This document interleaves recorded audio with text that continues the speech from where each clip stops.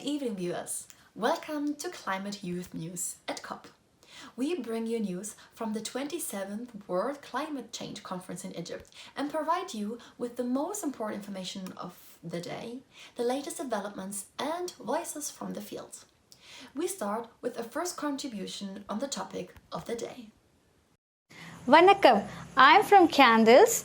There is a famous saying in Tamil, Neerinji Amayadu Ulagu, which means the world cannot exist without water. Yes, today I'm going to talk about water. Water and climate change are inextricably linked. Extreme weather events are making water more scarce, unpredictable and polluted. This impacts throughout the water cycle, which threatens the biodiversity, sustainable development and people access to the water and sanitation. Climate change is primarily a water crisis in the form of wildfire, drought, floods, rising sea level, shrinking ice glaciers, etc. Peatlands store at least twice as much as carbon as all of Earth's forests. They sequester up to 3 to 4 times of carbon than normal terrestrial soil. Coastal mangroves and wetlands acts as a natural buffer during floods and earthquake-induced tsunamis. They help in preventing soil erosion. In many cities, groundwater is overused and polluted. So by exploring and protecting the sustainable use of groundwater will cater to the needs of growing population. Rainwater harvesting is usually useful in places where they receive very scarce and uneven rainfall, and it's a simpler way to sustainably manage water in the era of climate change. Start climate-friendly smart agricultural techniques, advanced water retention techniques, drip irrigation and reducing post-harvest loss, reducing food waste and start promoting biofuels and biogas. So in sustainable water management, the focal point of the climate action plan is to build carbon emission-free, resilient society. Politicians should think cross borders to solve water issues. Sustainable water management and funding for innovative water solutions is the need of the hour. We urge COP27 to solve water-related issues at the earliest, to fund poorer countries in creating an infrastructure for sustainable water management. Thank you. After this brief overview, we can now dive deeper into the COP. The following article is on what happened today. Welcome back to Egypt. The closing ceremony of the sessions under the subsidiary bodies on Saturday has left as many as 13 items without agreement. They require either further technical discussions or political guidance by the ministers that start to arrive at Sharm el-Sheikh one after the other. The common objective is to adopt consensus decisions and conclusions on Friday that will constitute comprehensive, ambitious and balanced outcomes, says the COP president Sami Shokri. Although for most agenda items, draft texts have been dropped and negotiators have concluded work on some issues, there's still a lot of work ahead. In the negotiation rooms, questions remain on adaptation, mitigation, finance, loss and damage, gender and agriculture. For the cover decision, India has called for a phase down of not only coal, as agreed upon in Glasgow, but of all fossil fuels. The initiative has taken up pace, with the UK, EU and small island states backing it. Observers lament the lack of progress in the crucial field of agriculture. The Coronivia work programme, the only agriculture negotiation stream at COP, has once again found no agreed outcome so far. Outside the negotiation rooms, large agribusinesses and technological solutions dominate the agenda. NGOs, on the other hand, call for a focus on agroecology and small-scale farming, as well as a plant-based treaty to tackle the large impact of meat and dairy production on the climate. On Monday, the rainforest giants Brazil, Indonesia and the Democratic Republic of Congo signed a rainforest deforestation pact. The agreement calls for countries being paid by the international community to reduce deforestation, as well as a new sustainable funding mechanism to help developing nations preserve biodiversity. Today is dedicated to energy. In that context, a new Just Energy Transition Partnership, or JETP, was announced with Indonesia. The country produces over 60% of its energy from coal and is still building new coal plants. The countries of the G7, Denmark and Norway, committed to provide $10 billion public and $10 billion private finance over the next 3 to 5 years for more renewables in Indonesia. The new partnership is seen by the think tank E3G as a significant milestone in the global energy transition. that turns towards clean and more affordable energy systems. A similar partnership is expected to be launched with India to support the country's mitigation and fossil fuel phase-out efforts. India is currently planning to become climate neutral by 2070. Today is also the day of action for climate empowerment and civil society that demands nothing about us without us. Yesterday was about gender and water. The topics are intertwined with the climate crisis, explains Lucy Ntongal, Kenyan climate and gender expert from the NGO ActionAid. More than 90% of disasters are water-related, and the climate crisis is more devastating for women and girls. For example, women will take their daughters out of school to walk more and more miles to get water, and they face a higher risk of sexual and domestic violence, shows a new report from ActionAid. Yet, women are not victims, but effective and powerful leaders to address the climate crisis, claims UN Deputy Secretary General Amina Mohammed. There's a very simple and effective solution. Put women and girls in the lead. On Monday, the COP27 presidency launched the Action on Water Adaptation and Resilience initiative, which pushes for water and adaptation investments for the most vulnerable communities and ecosystems in Africa.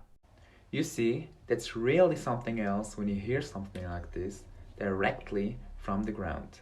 We want to continue with this and pass the microphone on to activists on the ground. Hi, my name is Maria Reyes. I'm a climate justice activist from Mexico, and I do work with Fridays for Future MAPA, which means most affected peoples and areas.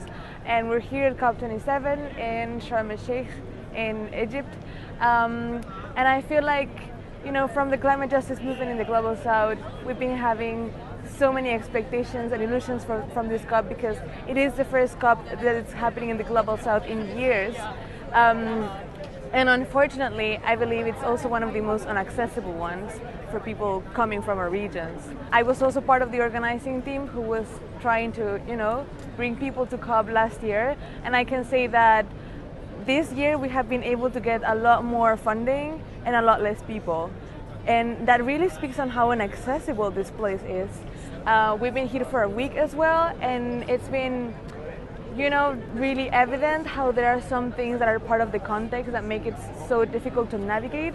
So yeah, I wanted to touch on that topic, on how it is so important that we also open the conversation inside the climate justice movement, the youth climate movement, of how sometimes when these things happen, when civil society spaces are being shrinked, it is our moment to question ourselves, who should be present there? Who should be prioritized to attend these conferences? I remember I saw like an analysis published by La Ruta del Clima, this organization that was mapping who were the people present at COP last year in terms of like which countries were they coming from. And it was not surprising to see that most of the people who have attended COP historically and that attended COP26 last year were coming from global north countries. The United States, Canada, Germany, and many other Western European countries. And then from the communities, from the countries in the Global South, we maybe had Brazil, Mexico, and I think it was just that we're showing on the graphics. But the rest were just so small. The representation was so small that you could barely see it. So I really feel like it's very important that we also question ourselves, what are our motivations to be present in those spaces? Are we part of the communities who are at the front of the climate crisis? Are we part of any communities that are directly affected by the systemic causes of the climate crisis? And if the answer is no, maybe this is not our moment to be present here. I really have been here during the last days listening to a lot of colleagues, especially from African and Middle East countries. And it's also so interesting to see how there is definitely a bigger representation from those regions this year, but because we have tried to push for that really hardly inside the climate justice movement from the Global South. So yeah, that's from one side. And I feel like that it's so important because many times when we are part of this systemic crisis, we tend also to, if we don't pay attention to it, we can replicate the same structural oppressions that we're fighting against. So here at COP27, one of the main things that are being discussed it's finance, and that's also one of the topics that I'm following the most, especially finance for loss and damage and for adaptation. And that the reason why I am so interested on that is because I really want to see that loss and damage, it's not only a point on the agenda, but it's actually an established point on the document of the resolution document.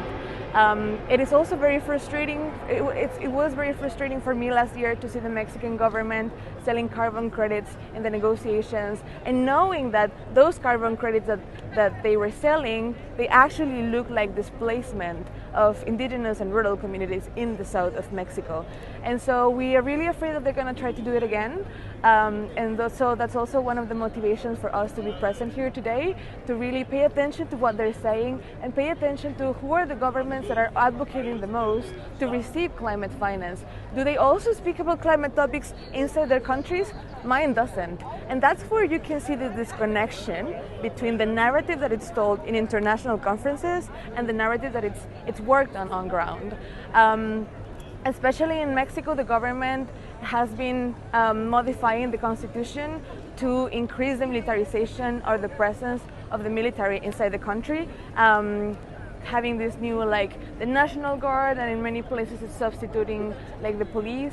And we're really afraid that under the narrative of climate security, saying that the climate crisis is a national security issue, they're going to try to use the climate finance from these negotiations to put it into the military. And then we also need to look at how Mexico this last year has been ranked on the first place by Global Witness as the most deadly country to defend the environment, with 52 environmental defenders murdered for defending the land, for defending the environment.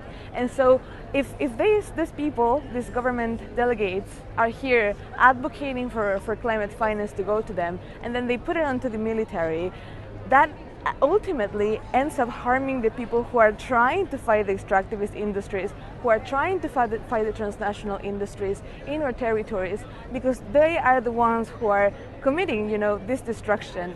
I come from the state of Puebla in Mexico, and there we have a lot of German industry. Actually, we have a lot of Volkswagen.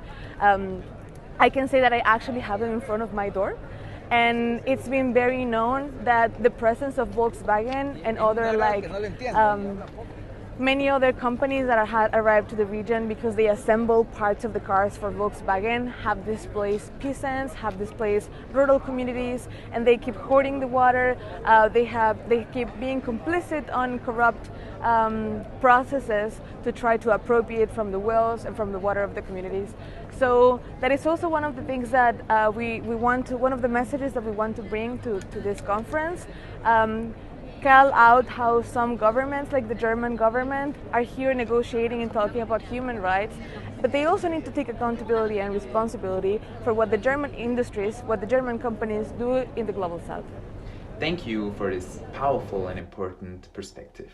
We, as the global north, bear the main responsibility for the climate crisis and should finally live up to it. That was our today's broadcast from the 27th World Climate Change Conference in Egypt.